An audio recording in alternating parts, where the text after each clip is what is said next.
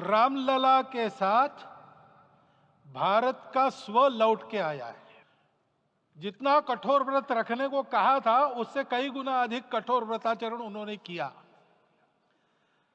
मेरे पुराना उनसे परिचय है, मैं जानता हूं वो तपस्वी है ही। नमस्कार, आपके साथ में रोहित कुमार। आप हैं न्यूज फॉर नेशन पर। 5 सालों का लंबा इंतजार और 84 सेकंड की शुभ घड़ी में भगवान राम जो हैं वो विराजित हो गए हैं अपने मंदिर में, अयोध्या की उस पावन भूमि पर। रामलला के दिव्य दर्शन के साथ ही वहां पर जो है जय श्री राम के उद्घोष के साथ जो है पूरा देश और पूरी दुनिया जो है अयोध्या की तरफ जो है टकटकी निगाह से देख रही है। भगवान राम के इस दिव्य स्वरूप को लगातार जो है हम आप तक पहुंचा रहे हैं। और इसी दौरान जब प्राण प्रतिष्ठा का कार्यक्रम संपन्न हुआ, भगवान राम की विशेष पूजा अर्चना की गई, उनकी भव्य आरती हुई। उसके बाद प्रधानमंत्री मोदी के साथ साथ मंच पर मौजूद जो है आरएसएस प्रमुख मोहन भागवत ने प्रधानमंत्री नरेंद्र मोदी की तारीफ में कहा है कि नरेंद्र मोदी तपस्वी हैं। उन्होंने राम की मर्यादा को हर एक भारतीयों को उतारने की अपील की है। कहा है कि अब भगवान राम अपने मंदिर में विराजित हो गए हैं, ऐसे में उनके जो आदर्श हैं उनको अब आत्मसात करने की जरूरत है। क्या कुछ प्रधानमंत्री नरेंद्र मोदी की तारीफ में मोहन भागवत मन से कहते हुए नजर आ रहे हैं, सुनवाते हैं आप। रामलला के साथ भारत का स्व लौट के आया है।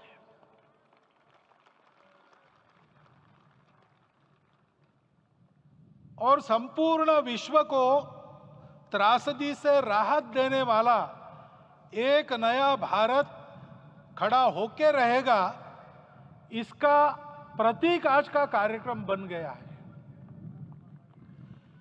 ऐसे समय में आपके उत्साह का, आपके आनंद का वर्णन कोई नहीं कर सकता। हम यहां पर अनुभव कर रहे, पूर्ण देश में यही वातावरण है। छोटे छोटे मंदिर के सामने दूरदर्शन पर इस कार्यक्रम को सुनने वाले हमारे समाज के करोड़ों बंधु वहां पहुंच न पाए, ऐसे घर घर के हमारे नागरिक सज्जन, माता भगिनी सब भाव विभोर है। सब में आनंद है, सब में उत्साह है। और ऐसे समय में जोश की बातों में थोड़ी सी होश की बात करने का काम मुझे ही दिया जाता है। आज हमने सुना कि इस प्राण प्रतिष्ठा महोत्सव में पधारने के पूर्व प्रधानमंत्री जी ने कठोर व्रत रखा। जितना कठोर व्रत रखने को कहा था उससे कई गुना अधिक कठोर व्रताचरण उन्होंने किया। मेरे पुराना उनसे परिचय है, मैं जानता हूं वो तपस्वी है ही। परंतु वो अकेले तप कर रहे हैं, हम क्या करेंगे। अयोध्या में रामलला आए, अयोध्या से बाहर क्यों गए थे? रामायण में क्यों गए थे बाहर? तो अयोध्या में कलह हुआ। अयोध्या उस पुरी का नाम है जिसमें कोई द्वंद्व नहीं, जिसमें कोई कलह नहीं, जिसमें कोई दुविधा नहीं। वो हुआ 14 वर्ष वनवास में गए। वो सब ठीक होने के बाद दुनिया के कलह को मिटा के वापिस आए।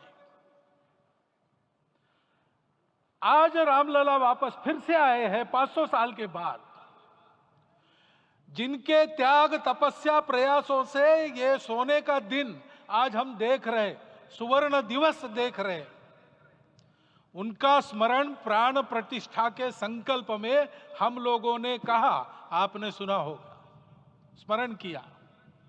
उनकी तपस्या को, उनके त्याग को, उनके परिश्रम को शत बार, सहस्त्र बार, कोटि बार नमन है।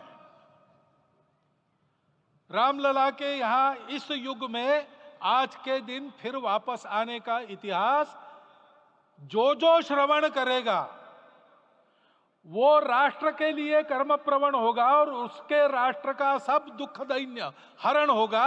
ऐसे इस इतिहास का सामर्थ्य है। परंतु उसमें हमारे लिए कर्तव्य का आदेश भी है। प्रधानमंत्री जी ने तप किया, अब हमको भी तप करना है।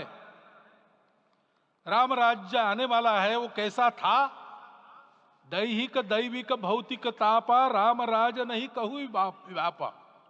सब नर करहि परस्पर प्रीति चलहि स्वधर्म निरत श्रुति नीति। सब निर्दंभ धर्म रत पुनि नर अरु नारी चतुर सब गुनी। सब गुणज्ञ पंडित सब ज्ञानी सब कृतज्ञ नहीं कपट सयानी। राम राज्य के सामान्य नागरिकों का जो वर्णन है, हम भी इस गौरवमय भारतवर्ष की संतानें हैं। कोटि कोटि कंठ उसका जयगान करने वाले हमारे हैं। हमको इस प्रकार के व्यवहार को रखने का तप आचरण करना पड़ेगा।